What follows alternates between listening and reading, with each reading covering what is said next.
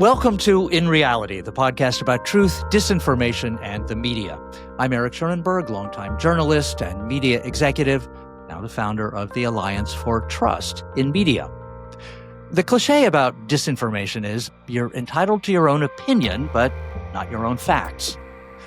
What that formulation ignores, though, is that the facts that we regard as true, the opinions we hold as core beliefs, are built on top of the stories we tell ourselves. Stories are the way we humans make sense of the world we observe and always have been. And every group is entitled to its own stories. Actually, groups are defined by their stories. My guest today, Brian Waniewski, has made it his life's work to understand the stories we tell ourselves. He's the executive director of Harmony Labs, a nonprofit that maps how stories in media influence the ways Americans see the world, whether those stories are told on TikTok or the BBC or streaming media or movies or whatever.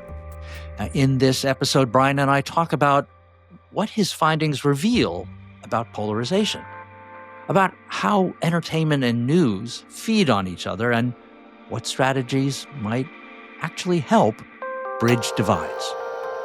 And now here's Brian Waniewski. Brian, welcome to In Reality. Thank you so much. It's great to be here. So tell us what Harmony Labs is, how it's different from other public opinion research organizations like the more familiar ones like Pew or Ipsos. Yeah, so Harmony Labs grew out of a moment around 2008 where social media was just starting to become a really big thing. Everyone was starting to use it. It was starting to generate a lot of data. And, the founder of Harmony Labs got interested in how social media might interact with people's ideas about the world and how we organize to solve problems, how we govern ourselves. And he thought that the data that social media was producing might be instrumental in helping us do all of those things. And so he started Harmony Labs as a new kind of research institution that could take advantage of the data that different kinds of media were starting to generate to better understand how media and people were interacting with each other in order to support solutions for some of the toughest issues that we're facing. One of the things that is unique about the Harmony Labs approach is its focus on narrative as an indicator of how people are thinking rather than kind of other characteristics or how they answer theoretical questions about their beliefs. What's so special about narratives? Well, so when you think about how people make sense of the world, people make sense of the world through stories, right? We tell ourselves stories about who we are. We tell ourselves stories about where we came from, who our family is, what we think is important. And so the unit of meaning for a human being is really a story. And stories are what make media go. Stories are the stuff that flows through the pipes of media. And so in everything we do, understanding story is really primary. So like when we talk about people's values, that those are really stories people tell themselves about what they want and what's important. And so when we communicate with each other through stories, we're saying something really important about ourselves, what we think about the world, what's possible.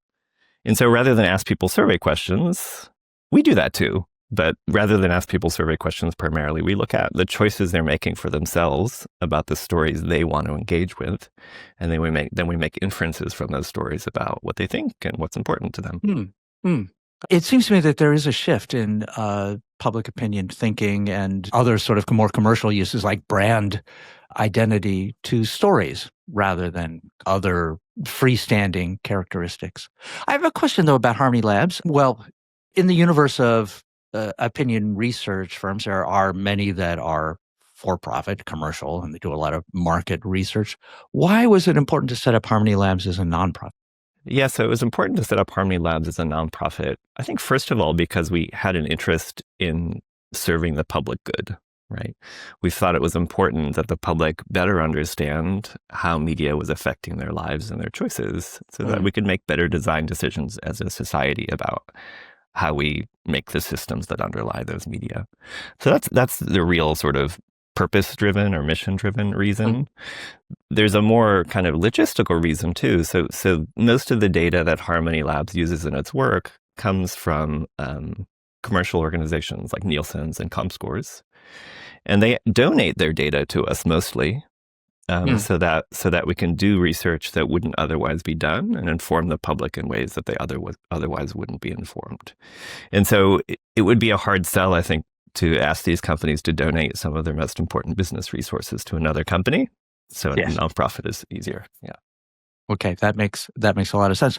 Let's circle back to that question once we've gone through some of the other stories, I guess, if you will, about how Harmony Labs works, because I have a suspicion that there is a risk to that pipeline of information in the current environment. But let's talk about sort of the more fundamental pillars of the work that you've done so far. And one of those things is definitely the identification of four audiences, defined not by traditional demographics or political orientation, but by the narratives that most appeal to them. So what are those audience? Who makes them up? What does it tell us about those people that other more conventional organizing statistics don't tell us? Yeah, I'll start with a kind of an origin story for those audiences. So we were doing work back in 2020 with the Gates Foundation to understand narratives around economic mobility and poverty in the U.S. And so we started with wanting to understand story patterns, which we call narratives. And we did that work and we shared it with the group that we were working with of grantees who were working in different sort of direct service capacities trying to solve the problem of poverty. And they were like, this is really interesting, and we want to use this work to support whatever strategies we're trying to drive our interventions with. But, you know, the unit of our interventions are going to be people. We're going to tell stories to people. And so in order to do that, we need a better sense of who those people are. So we're like, okay, so you need to know more about audiences so you can think about how you want to tell stories to them. And so then we set about putting together an audience segmentation to solve that problem. And we had someone on our team named Ricky Conray, who'd been doing audience segmentation for about 20 years, lots of different capacities, commercial, political communications, etc. And so she, done the sort of standard 6 to 8 audience segments that would be used in a commercial segmentation, for instance. And she thought about, whether that had worked so well in the past and thought maybe we should do something different here. And so we ended up doing a segmentation that is really simple. It's 4 quadrants set on an axis. On the x-axis, we have a sort of tendency to care more about communities. And on the other side of that, caring more about individuals. And on the y-axis, we have at the bottom a tendency to want to preserve and protect what we have, and then up at the top to experience new things. So it's really simple. And in each of the boxes, we have an audience. And on the top left, we have an audience called people power, sort of communitarian, universalist values. On the top right, we have an audience called if you say so, really individualist, sensation-seeking type of audience, tends to skew younger. Bottom left, we have an audience called Tough Cookies, which tends to be really oriented towards their faith and serving their community, doing charitable work. And then and these are all generalizations, right? These are reductions of people who are complex into groups of people so we can do mass communications. On the bottom right, we have a audience called Don't Tread on Me, which tends to be very achievement-focused, very leadership-focused, is traditionally the base of conservative political organization in the U.S. So these 4 quadrants constitute our audience framework, which is designed to help people think about how to make media specifically for people who aren't like them, who don't share their values. So when we organize these audiences by values, we found it gave us a much better predictive model for learning about the media choices people make. On contrast, when we organize people by demography or age, race, whatever, it just doesn't give us a very good sense of how people actually organize inside of media. So if we're looking at, white women who live in the suburbs, that doesn't tell us very much. Mm-hmm. That gives us a geography, it gives us an age, but there's a lot of ideological values, media choice diversity inside of that we miss when we use those kinds of categories. That's interesting. So you could have white women in suburbs in the Don't Tread on Me lower right quadrant as well as in the upper left. All the quadrants. Mm-hmm. Yeah, absolutely. What is it that sorts people into these categories? I mean, the kinds of media they consume and their values and everything. I guess I'm asking an even more technical question. epistemological, if you will, question about it. So okay. where do those values come from? Is it genetic, upbringing, something else? That's a big question. I don't know if I can answer that. I mean, you think about values, they're really just goals that people have for their lives, what's important to them. So you can imagine someone having a value on buying nice cars, for instance. You could also have someone, with a value on being a great leader. There can be really big values. It could be really small values. It can be values that stay with you for your whole life, values that are situational. The system of values that we use to define this audience segmentation come from a researcher named Sholem Schwartz. They underlie the World Values Survey and many other survey instruments. They've been used for decades. They've been validated to work in, I think, over 60 different cultures worldwide. So they have a lot of research under them. We've had good experience, and many other people have too, replicating them. So there's a good body of research under them that has made them attractive for us to use. Okay. All right. Tell us about the Narrative Observatory, which the lab's website defines as a resource for organizations. At least I interpreted what it is, and you can tell me if I'm how close I get. It's a resource for organizations or media companies and others that want to understand how different audiences connect with media narratives around specific issues that are of importance now to our society, like immigration or poverty. You mentioned before poverty and economic mobility, democracy. And I get the sense that you're continually adding observations to the observatory. How's that thumbnail description? Is that close? You did a really good job. Yeah, we should get you to re-say our website in plain English. Yeah, I mean, so a lot of the people we work with, they have an issue they care a lot about. It could be democracy, could be climate. They tend to be kind of big existential issues. And, they tend to want to speak to different audiences in different ways in order to build support for their perspective on their issue. And so it becomes important for them as they're building a strategy to understand sort of the landscape that they're working in, sort of where are people inside of the media landscape, what are they exposed to as a result of the media choices they're making in terms of information, and then what kinds of information can we use to add to supplement that existing information diet. Those are the kinds of questions people come to us to answer. And so we built the Narrative Observatory back in 2020 to help us answer those questions. And on a technical level, the Narrative Observatory brings together two types of data: behavioral media data. So this is like click by click, minute by minute views into how people are moving in media across all their devices, all the different platforms: TikTok, YouTube, Facebook, legacy, linear TV, tablets, phones, laptops, you name it, all the things. And we're able to connect. So that'll tell us, like, Brian goes to CNN on a given day. Brian clicks on these two videos and watches, listens to Eric's podcast, whatever. It gives us a really granular sense of what people are doing. And then we connect those data to media content data. So if we know that Brian went to CNN in the day and read this article, what's inside of that article? What's the text? What's the closed caption data for TV? What's the transcript for a YouTube video? And those two things together allow us to build hypotheses about what a kind of information exposure might be doing to someone's ideas about themselves or the world or whatever. So that's those two sorts of data are the Narrative Observatory. It sounds really simple, but it's bringing multiple data sets together, finding ways to regularize their structures and connect them. There's a lot in there which I'm not the best person to talk about. Well, it's a fascinating way of looking at the world and looking at how people are constructing narratives around these issues. So I took the liberty of pulling out a few of the reports that appeared in the observatory. Cool. If you don't mind, let's go through some of them. I mean, they are fascinating. So there's the first one that popped up for me was the report on the ultra-nationalist narrative in media. Okay. So the source of a lot of the data here was YouTube encounters that were used. So what did you learn about the audience for this particular narrative and about ultra-nationalist storylines? Yeah, so this partner came to us with a worry that young men in particular were very susceptible to narratives that would support political violence in the U.S. We, combed through the research on that and decided to characterize those kinds of narratives as ultra-nationalist narratives, which have a particular sort of structure and flavor. And then we looked at sort of where they showed up on YouTube. We focused in on YouTube, and then who was exposed to them.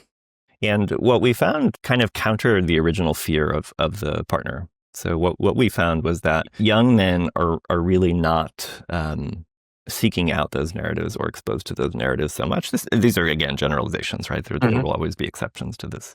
Or more reliably, though, it was older men who were really engaged in the fullest possible expressions of these ultranationalist narratives. The other thing we found was that it was pretty rare. So one of the beats in the ultranationalist narrative is that, let me go through all 4 beats. The first beat is like, there's something decadent about society. Society has become impure. There's some sort of fatal flaw that's manifesting in society. That radical change, the second beat, radical change is required to sort of redo that fatal flaw.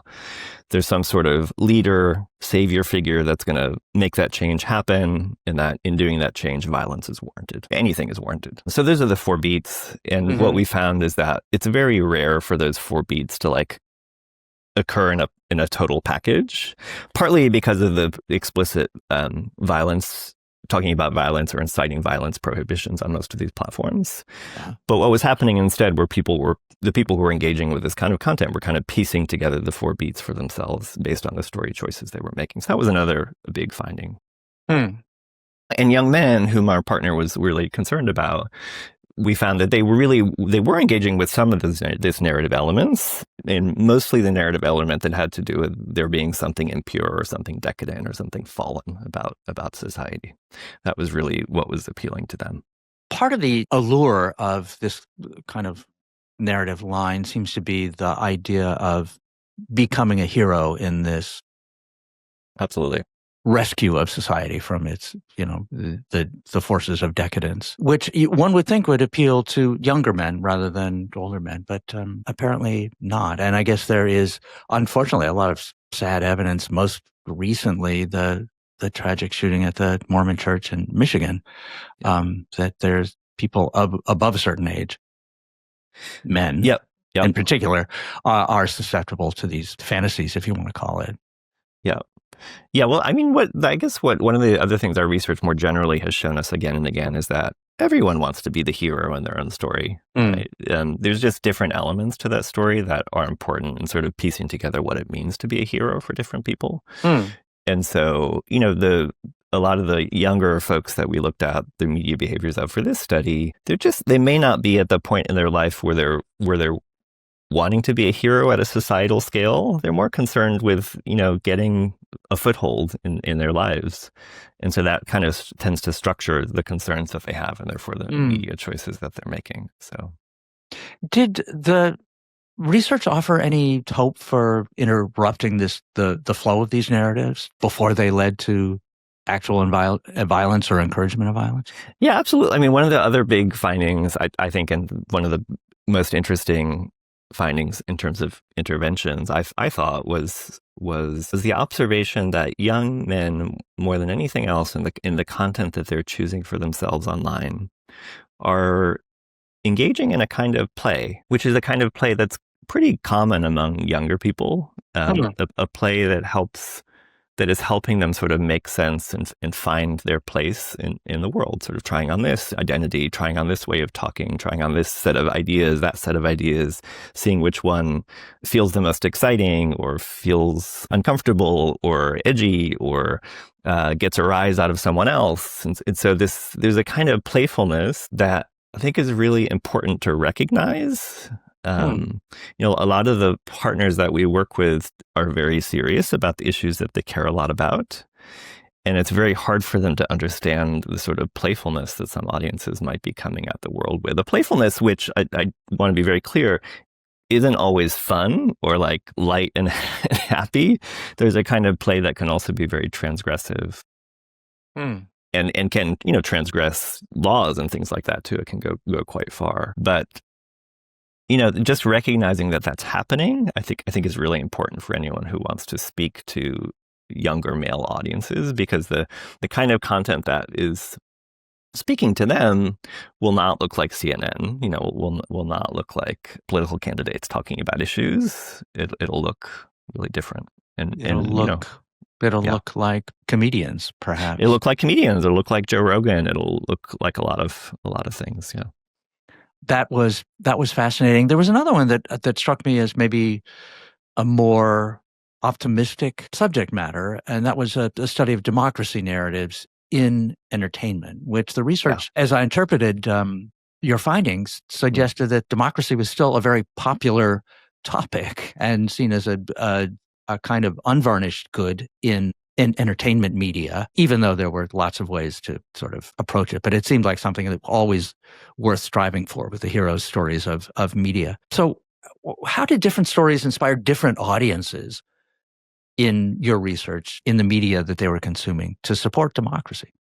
Yeah, so the democracy work was really interesting. The assumption that our partner came to us with on that project was democracy doesn't make good stories. Like, it's not interesting enough, it's not sexy enough, and therefore Hollywood really has no role to play in helping us strengthen democratic norms. And so we decided, okay, maybe, well, let's see. So we looked into the streaming media behavior of about 130,000 people in the U.S. over the course of the year. That meant we were analyzing 30,000 programs or something like that.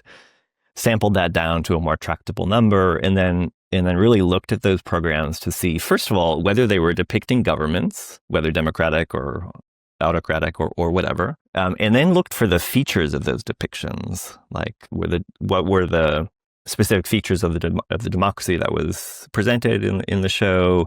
Was it a democracy that was failing, a democracy that was going?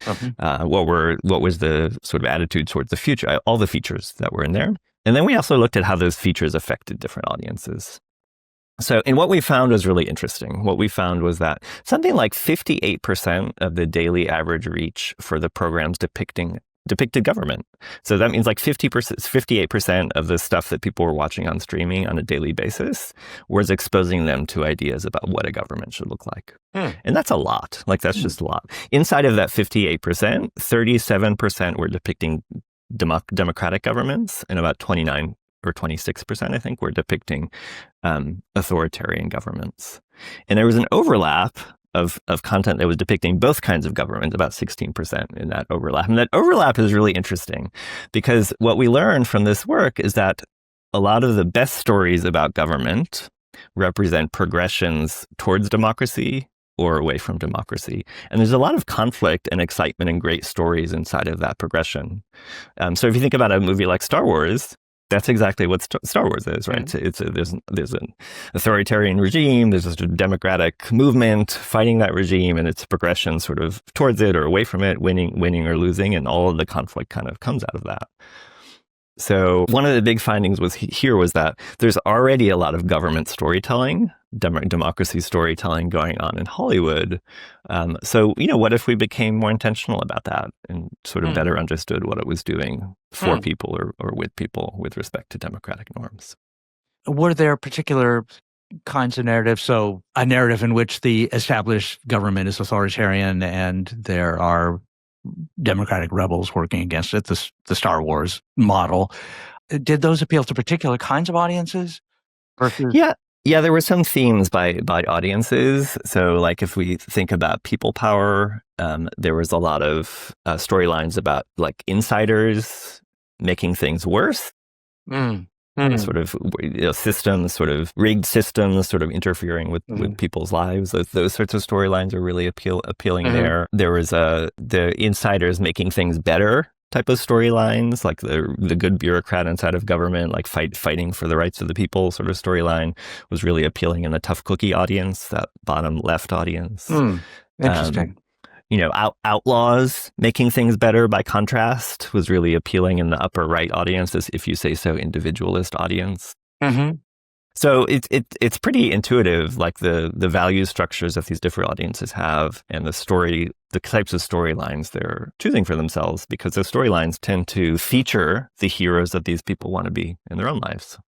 One thing that struck me about that was that democracy appeared to be the goal that everyone was working for, whether they were outlaws in the Sundance Kid style, but working towards the good, or a Robin Hood kind of story, or someone working from the inside, like the brave bureaucrat. So Michael Lewis's book, for example, about what is government, or The Fifth Risk. Regardless of sort of the approach, the end goal seems to be a representative democracy in which fairness and justice ruled by majority is kind of the brass ring. And that contrasts with some of the growing alarm that people are fed up with government as it exists in the U.S. and are embracing autocracy, sort of even kind of in a explicit way. But your research seems to contradict that, at least in the media narratives that people are consuming. I think that's true. I mean, one of the things I think is important to keep in mind is that what people understand democracy to be, or the practice of it in real life to be, is pretty variable. There's lots of variation there. But if you think about the folks who were involved in January 6th, those folks thought that they were saving democracy. So even with that single goal, there's a lot of different types of understanding that can fit inside of it, with respect to like what that means and what saving means and how saving is done. And there's a lot of different views about what democracy is, actually. Like the representative self-government is one way of looking at it. Kind of, there's an institutionalist way of looking at it. There's a set of kind of norms or culture way of looking at it. And I think different people bring to bear on the idea of democracy lots of different ways of understanding it. Yeah, well, that's a good point. Let's pivot to the question of trust, which we were talking about before we started recording. It seems indisputable that mistrust is growing in, and maybe even pervasive in, all kinds of knowledge-based institutions, science and medicine and government, the law, and media is not exempt from any of that. That's particularly true in the "if you say so and don't tread on me" groups. What's your advice to media organizations, newsrooms, local and national, about winning back the trust of those groups? Or maybe your implication is that the ship has sailed and that there is no winning back the trust and there needs to be a different path forward. Yeah, I think trust is generally a good thing. You're probably familiar with the Edelman Trust Survey that happens every year, and one of the things that always interested me about the findings there, I think the kind of questions they ask is something like, does the government operate according to your expectations? Like, do you trust that the government will operate in the way that it's presenting itself? And often trust is very high in authoritarian governments, measured in that way. So trust is this interesting thing. Like Frameworks Institute also does some research in the U.S. where they found that 70% of people in the U.S. believe that the system is rigged. Again, for all different sorts of reasons, all different ways of experiencing that riggedness. But so the first thing I think we need to recognize is that there is this lack of trust, and some of it might be warranted. And we have to kind of reckon with that. And so when I think about what to do, media organizations should do about it, the first thing I think is like, I don't think we should try to be winning back anything.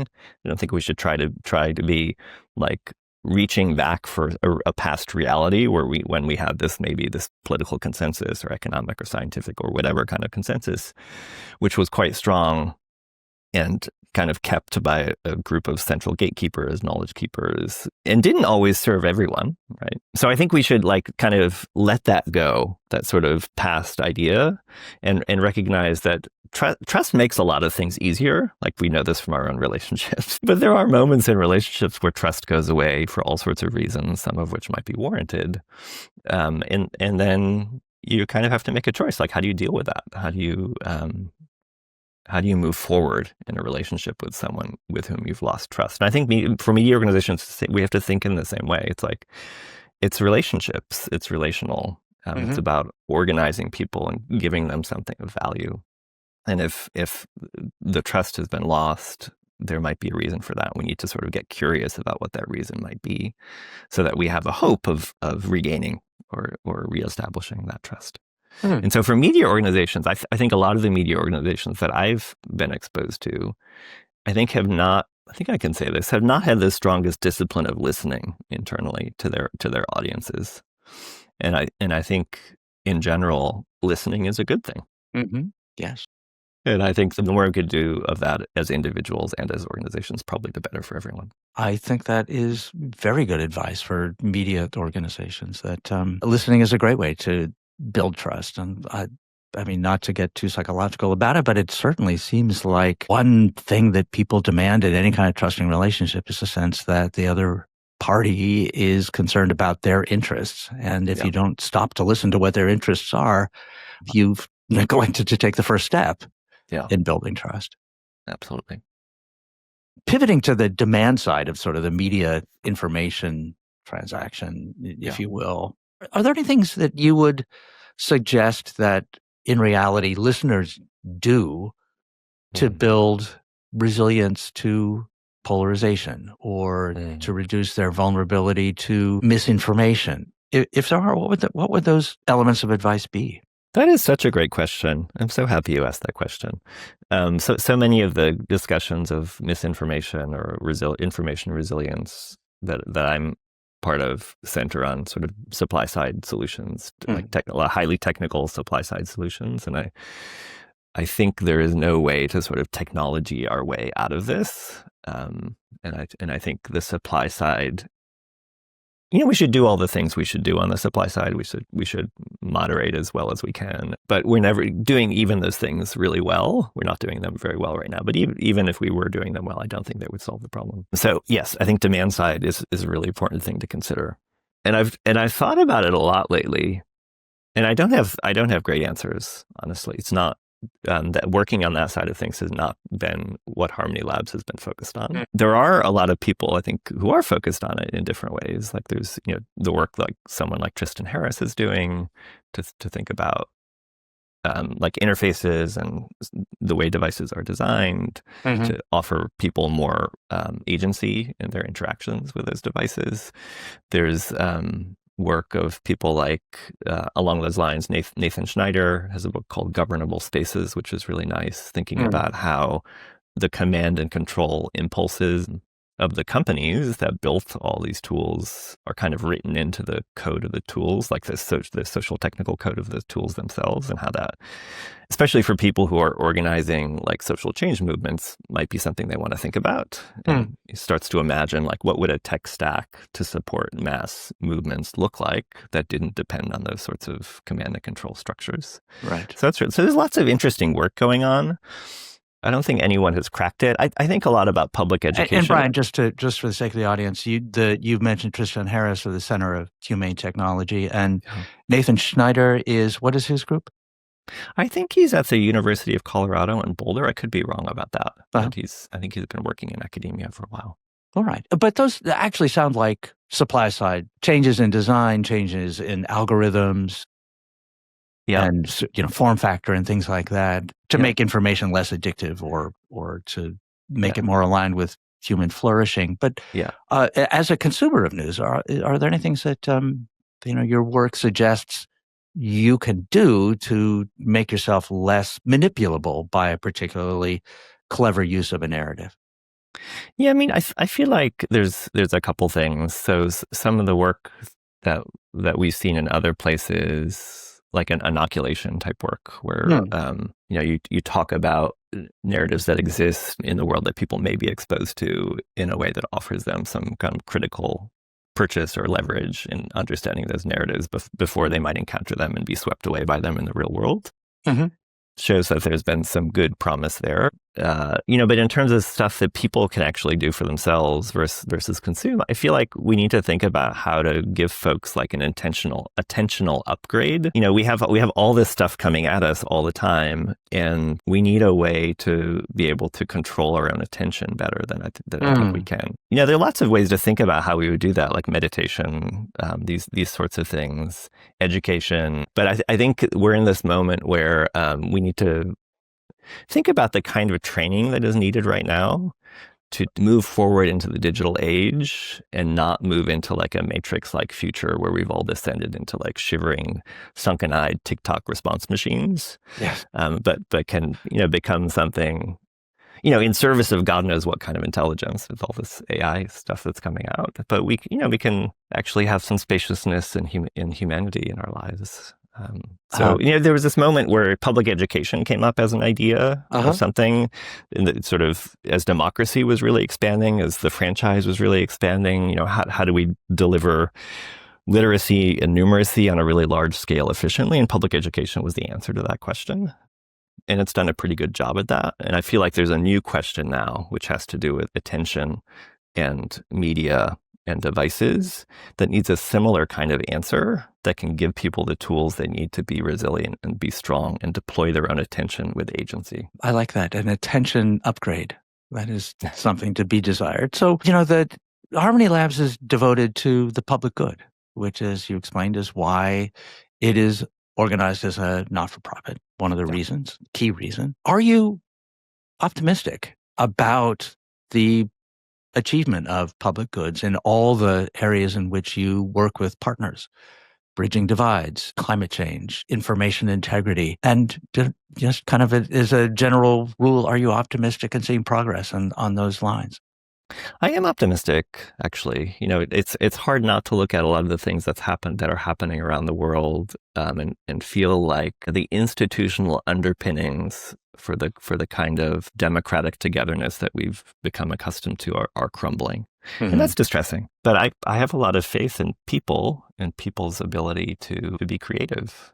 And so I feel like if we can recognize the opportunity in that crumbling, right, that destruction, and not lose our cool, then there's some real opportunity to build something new or something different, or get closer to realizing, in the US at least, the sort of the ideals of this democratic system that was created hundreds of years ago.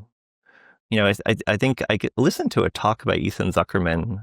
I think it was, so we met at the Media Impact Forum this year, and I think this talk was at that same forum many years ago. Mm-hmm.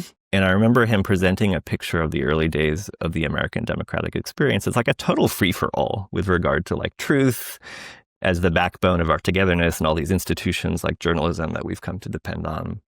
They just didn't exist back then. And yet this thing grew up in that environment. And so, the fact that many of those institutions are weakened may point to the fact that they were just part of a particular historical moment that might be passing. And it also means something new will come up. And I think we all have a responsibility for making sure that thing is the best possible thing. And I'm excited about that. I think that is a great place to end this conversation, on that note of optimism and the possibility that that the 250th anniversary of the Declaration of Independence next year will not be the last birthday, last anniversary, and that we will muddle through as we have for the previous 250 years. Brian, thank you very much for this conversation. I really enjoyed it. Thank you for the work that Harmony Labs is doing. Thanks, really interesting. I enjoyed the conversation too. That's it for this episode of In Reality. My thanks to Brian Waniewski for sharing Harmony Lab's remarkable work and showing how stories shape who we are and what we value, and how who we are and what we value shapes the kinds of stories that get through to us. That kind of work does more, I think, than standard demographic segmentation to explain how media drives our divisions, and how, done right, media might help us bridge them instead. In Reality is a production of the Alliance for Trusted Media. If you value what we're doing, please rate and review us on Apple Podcasts or Spotify or wherever you get your pods. And of course, share the show with someone you trust.